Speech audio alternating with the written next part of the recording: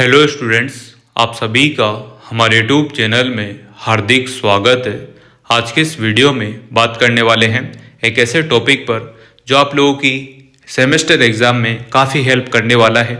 यानी कि आपके मार्क्स अच्छे आएँ, आप लोग फेल होने से बच सकते हैं। अगर आप मेरी एक एक बात को सावधानी से सुन लेंगे तो आपका काम बहुत आसान हो जाएगा।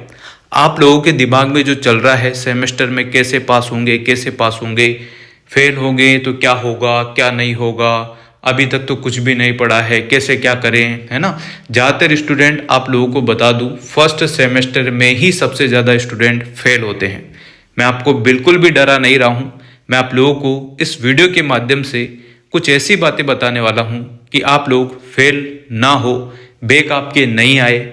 और अगर आपकी गलती से बैक आ जाती है, फेल हो जाते हैं, तो आपको कौन कौन सी ऐसी सावधानियां हैं जो रखनी होगी, और फेल होने पर, बैक आने पर आपको कितना तनाव होगा, कितना लोड आपके ऊपर पड़ने वाला है, ये सारी जानकारी मैं आपको इस वीडियो में देने वाला हूँ। इस वीडियो के माध्यम से आप लोगों की हेल्प बहुत ज़्यादा होगी और आपको पहले से ही सारी चीज़ें समझ में आ जाएगी कि कौन कौन सी गलती करने से आपको बचना है। तो वीडियो आप लोग पूरा देखना, और अगर आप लोग चैनल पर नए हैं तो चैनल को सब्सक्राइब, वीडियो को लाइक और बेल आइकन जरूर दबा लीजिएगा। साथ में एक छोटा सा रिक्वेस्ट है कि आप लोग केमिस्ट्री बाय चेतन सर नाम से एक चैनल है जिसका लिंक आपको डिस्क्रिप्शन में मिल जाएगा, उसको भी आप लोग सब्सक्राइब कर लीजिएगा, ताकि आप लोगों को एनसीईआरटी से संबंधित जितनी भी क्लासेज है वो देखने को मिल सके। 6ठी, 7वीं, 8वीं, 9वीं, 10वीं, 11वीं, 12वीं सारी क्लासेस उसमें मिलेगी आपको। तो आप लोग जरूर सब्सक्राइब कर लें और थोड़ा बहुत सपोर्ट उस पर भी बना दें। अगली बात, अगर हम बात करें तो टेलीग्राम चैनल आप जरूर ज्वाइन करें, क्योंकि उस चैनल पर आपको पीडीएफ देखने को मिलती है। क्योंकि यूट्यूब पर पीडीएफ अपलोड नहीं होती है, आप सभी को पता है।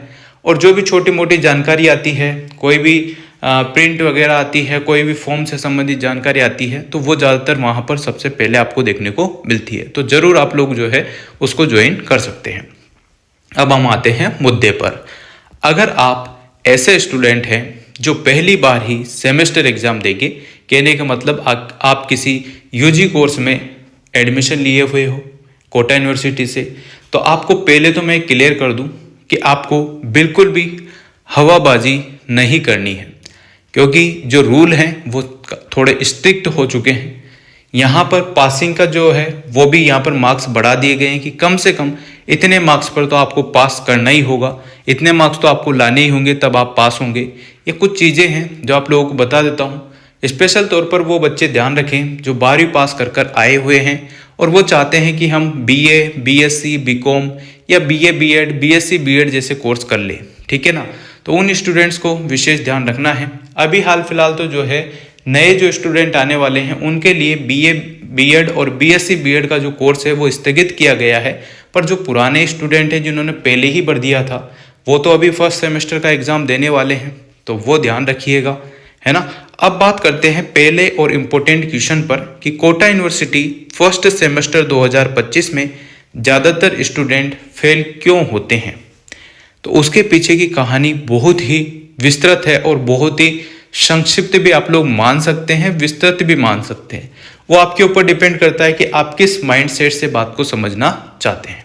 देखो, ज़्यादातर स्टूडेंट के फेल होने का कारण ये होता है कि जो यूजी कोर्स में एडमिशन लेते हैं वो स्टूडेंट सभी नए होते हैं। उन्हें स्कूल के और कॉलेज लाइफ में डिफरेंस पता नहीं होता है। वो आते हैं 12वीं पास करके, उन्हें सब कुछ पता है, वो सब कुछ इंटेलिजेंट है, सब मान सकते हैं हम बात को, उनको बहुत कुछ चीज़ें आती है।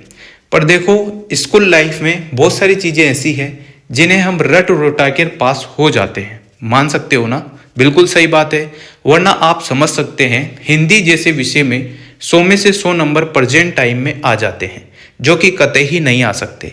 मैथ में आपके 100 में से 100 आ सकते हैं, फिजिक्स में आ सकते हैं, केमिस्ट्री में भी 100 में से 100 आ जाते हैं, पर आ नहीं सकते, 99, 98 तक ही आते हैं, ठीक है ना।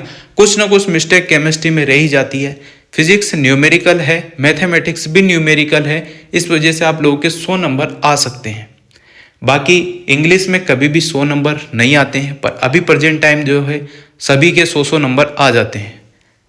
तो ये अलग अलग चीज़ें हैं। तो आप लोगों ने वहाँ कुछ ना कुछ चीज़ें तो रटी है, तभी तो आपके एग्जैक्ट मार्क्स जो है आ पा रहे हैं।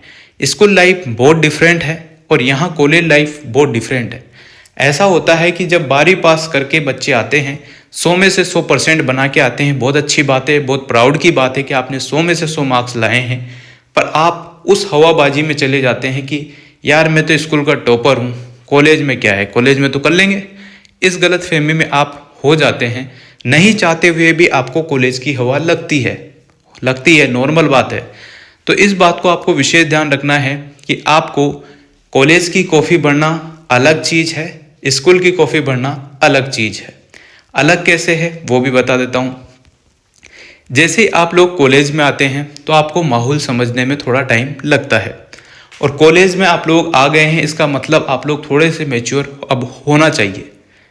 तो आप लोग जब भी कॉफ़ी लिखते हैं तो विशेष ध्यान ये रखें कि रटी रटी चीज़ें आप लोग अगर कॉफ़ी में लिखते हैं, क्योंकि 12वीं में बच्चा क्या करता है, विज्ञान किसे कहते हैं, बाहरी वातावरण को विज्ञान कहते हैं। अगर उसको बाहरी शब्द याद आ गया तो वो पूरी लाइन ही लिख देगा, और अगर कुछ उल्टम पुल्टम याद आ गया तो वो भूल जाएगा, क्योंकि उसने क्या करा था, रट्टे मारे थे।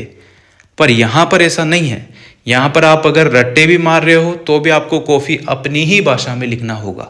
अपनी भाषा का मतलब ये है कि आपको न तो गाने लिखने हैं, न कोई इधर उधर की बातें लिखनी है ना, ये चीज़ें नहीं करनी है। आपको लिखना वो है, अगर आपसे पूछ लिया गया बाल्यावस्था किसे कहते हैं, बाल्यावस्था के प्रकार और उसके गुणों के बारे में विस्तृत जानकारी दीजिए, तो आपको उत्तर लिखना होता है कि बाल्यावस्था, फिर उसके बारे में आप लिखेंगे। किताब का लिखा पढ़ा हुआ नहीं लिखना है, आपको अपने विवेक से, अपने दिमाग से यूज करके लिखना है, ठीक है ना। लिखना वही चीज़ है जो आपने पढ़ा है, पर आपको एज इट इज़ वो की वही चीज़ नहीं लिखनी होती है। उसको अपने मस्तिष्क से, आपके दिमाग में जो थॉट आ रहा है उस हिसाब से ही उसको डेकोर करें, उस आंसर को लिखें, तो आपके अच्छे मार्क्स बनते हैं। यह होता है यूनिवर्सिटी कॉफ़ी लिखने का एक तरीका। वीडियो मैंने बना रखा है, आप लोग देखना चाहते हैं तो ज़रूर देखें, काफ़ी हेल्प आपकी उससे होने वाली। आपको हिंट मिलेगा, आपको मार्क्स भी अच्छे आएंगे। राइटिंग के मार्क्स भी यूनिवर्सिटी की कॉफ़ी में मिलते हैं। कॉफ़ी कितनी बड़ी है, कितने पेज लिखें वो भी मैटर करता है, कौन से क्वेश्चन कब करें वो भी मैटर करता है ना। ये सारी चीज़ें आप लोगों की हो जाएगी अगर आप वो वीडियो देखेंगे तो। बाकी आपकी इच्छा है, नहीं देखना चाहते हैं तो कोई बात नहीं है, लिंक डिस्क्रिप्शन में ज़रूर मिलेगा। वो आपके ऊपर मैटर करता है कि आपको क्या करना है, ठीक है।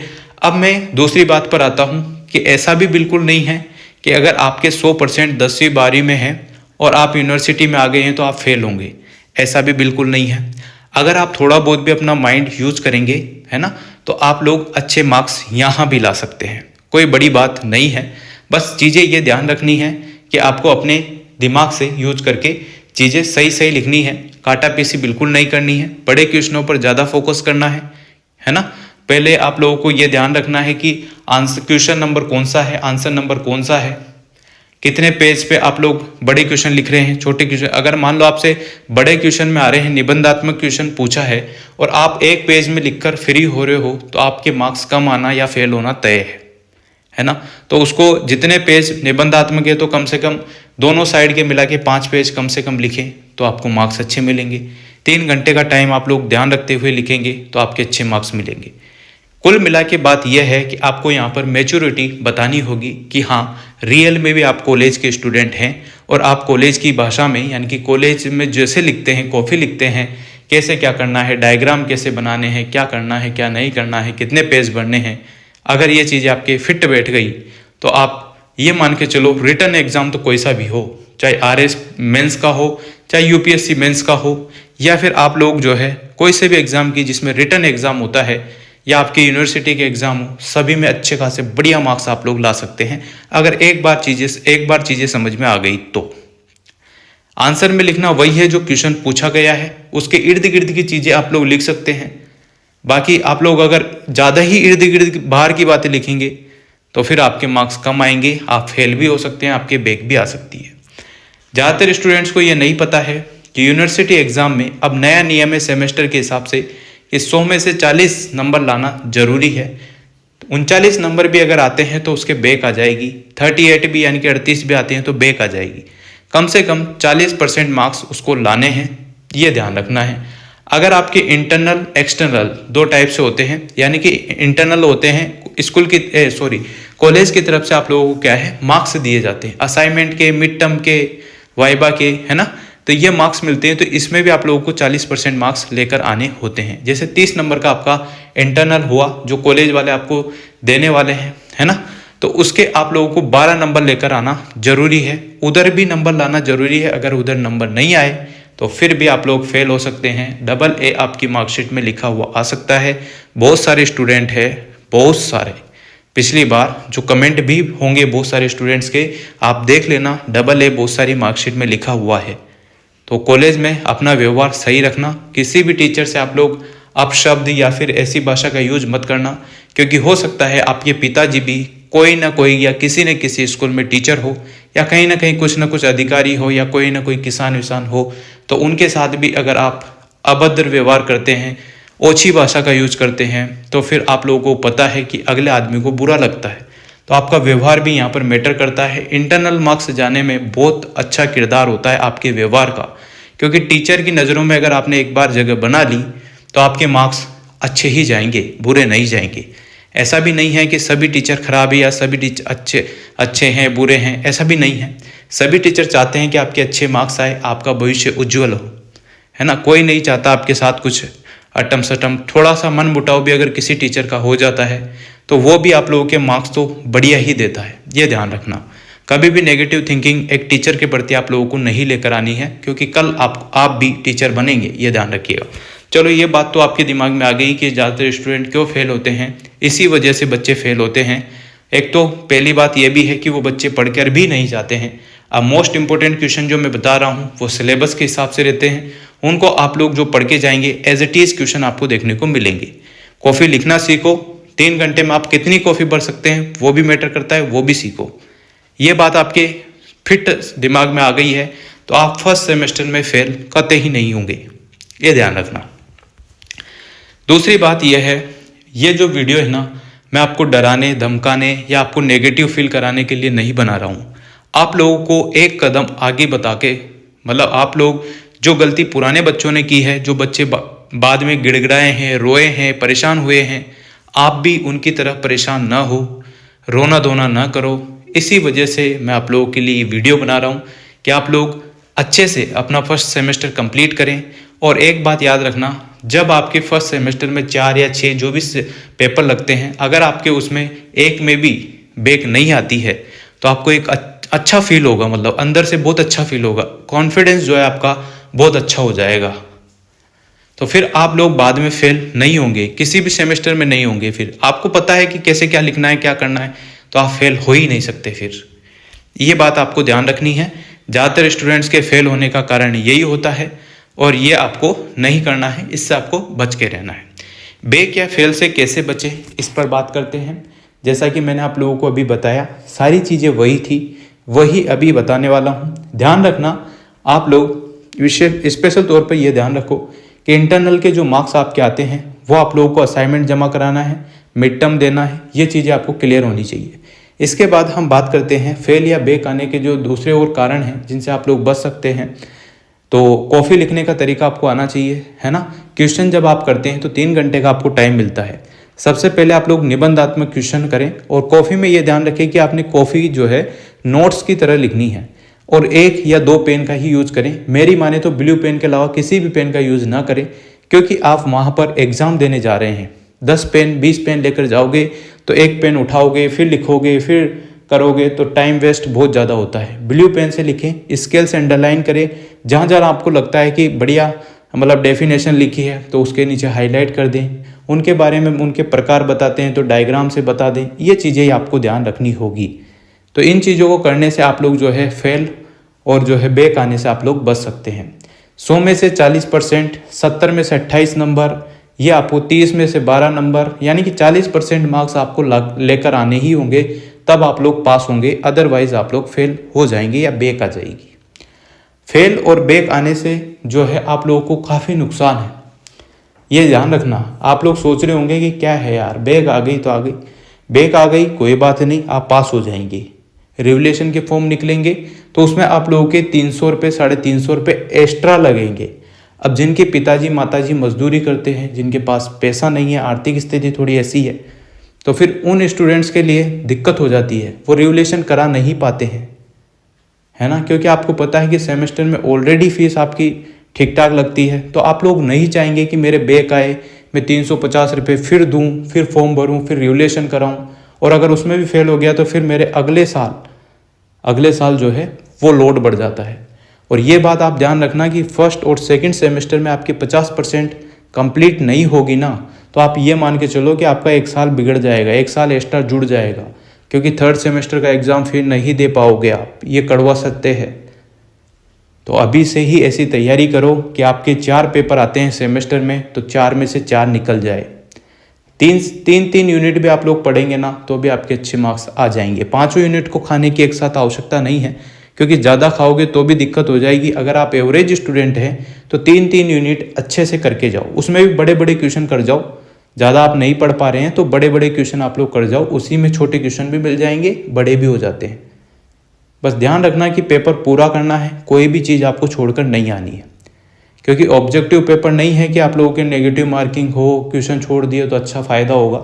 आपको पूरे ही क्वेश्चन करके आने हैं। 3 घंटे खूब होते हैं, आराम से आप लोग लिख सकते हैं। 35 पेज की कॉपी आपको मिलती है, 30+ पेज आप लोग लिख सकते हैं। 1 घंटे में 10 पेज लिखेंगे तो 2 घंटे में 20, 3 घंटे में 30 पेज आराम से लिखने में आ जाते हैं। जब आपका पेपर सोल्व हो जाए, पूरा हो जाए, तो उसके बाद जो है द एंड लिख कर आ जाए कॉफ़ी के लास्ट पेज पर।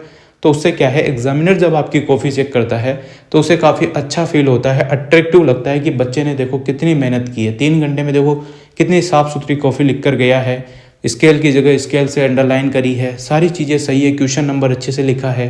तो इसका बहुत फ़ायदा आपको होता है, क्योंकि आप सभी को याद है ये बात तो कि एग्जामिनर आपका जो है पॉइंट ही देखते होंगे, क्योंकि इतना टाइम नहीं है कि यूनिवर्सिटी में 3 या 4 लाख बच्चे हैं, तो सबकी कॉफ़ी अगर बिल्कुल बारीकी से तो चेक होती नहीं है, ये तो आप सभी को पता है। तो आप पॉइंट ऐसे लिखें कि एग्जामिनर खुश होकर आपको नंबर दे दे, और आप भी ये चाहते हैं कि नंबर आ जाए, ठीक है ना।